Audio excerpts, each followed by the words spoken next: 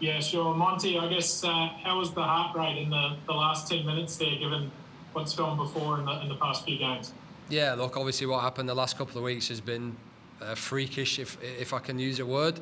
What's happened to us the last couple of weeks, yeah, just again, it's been hard to take and explain. Obviously, albeit the Melbourne City fiasco. But other than that, the boys have performed well. I can't ask any more from them. And I thought today, yeah, you know what, 2-0, probably should have killed the game off, but 2-1, and yeah, of course, I think everyone in the stadium, everyone on the pitch is a little bit worried, and Brisbane, knowing what's happened the last couple of weeks, it's going to give them a bit of a lift as well. So a lot sloppy from us conceding the goal to allow that to happen. But again, at the end of the day, it's 3 points. We've played so well most of the season and played really, really good football and not come away with a result. And I thought today was, they made it really frustrating for us the first half. 5 at the back, 4 in midfield and 1 up front, just looking to catch us on a counter-attack. So look, we had to break him down, and it was a fantastic pass from Jason Cummings, top class pass, and Benny with a good finish. So I think after that, it was just a matter of time before we got the second, and yeah, look, nail biting at the end, but 3 points, and we move on to the next game. How important do you think that's going to be for the group to actually get over that hurdle? It's the first win of the year since the sort of new year. I guess it's just a big step for the team, isn't it, to get that out of the way, and you can eyes forward now. Yeah, of course. Look, we had the FFA Cup, so it sounds bad, first win of the year, but at the end of the day, the schedule's been a mess for everybody. We've had games cancelled. We travelled to Melbourne.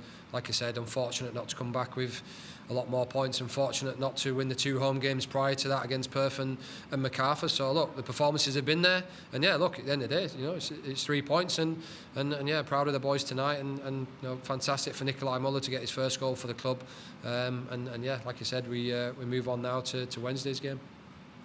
And just finally from me, can I ask you, you mentioned there obviously Cummins' ball that Benny obviously latched onto to finish. That partnership up front, do you feel like they're really starting to come together and combine and feed off each other? Yeah, like I said, today was hard. They literally put 10 men behind the ball in the first half, wasted as much time as they could possibly waste, which was frustrating. But, when teams do that, it's never easy to break a team down. But I think, Jason dropping off there, using his experience as a top player, and yeah, top ball to Benny, and Benny, I think that's 3-3 for Benny. He's a young French winger that we brought in, and he came here for the opportunity, and I think everybody can see why we brought him in. He's been excellent since he got back from his ankle injury. But look, Maresh pulled out with a bit of a tight groin the last couple of days, so it was a big effort for today from Marcos and Jason in very, very hot weather in the first half. And then I thought young Damien Sekenis came on at the end there and gave us some energy and got himself about in the game, made himself a pest, and got himself a couple of touches on the ball. So all in all, good team effort, and yeah, I thought we managed the game well towards the end. So happy today. Perfect. Thanks, Monty. I'll hand over to Mitchell. Thank you. Yes, hey Monty. First time for facing the Raw this season. Was the game plan preparation a bit different? Obviously you played City and Victory a couple of times, a couple of weeks. So was the game plan obviously a bit different to what it would normally be? Oh look, they've been playing with the back 4 most games against Perth, but today, like you said, they came with the tactic to just sit 10 men behind the ball. So if you're going to do that, you obviously frustrate the opposition, and you conserve energy and look to catch teams on the counter-attack. So I think they got forward twice in probably the first 45 minutes, wasted a lot of time. So yeah, look, tactically, we had to move the ball quicker. We had to try and find the spaces, which is hard when a team's playing so compact. But I think second half, once the game opened up a little bit, we found the gaps, and like I said, great ball from Jason, and good finish from Nikolai, and yeah, unfortunately we didn't kill the game off with a third, and then we copped that one late in the game, and then yeah, it's nail biting stuff towards the end. So yeah, just relieved to get through that game, and yeah, we move on now. Yeah, and no Lewis Miller tonight, but Ruan slid straight in. How valuable is it to have such defensive depth in amongst your squad? Well, I won't say we've got depth anywhere in the squad, so yeah, I mean, look, Ruan's been out most of the season.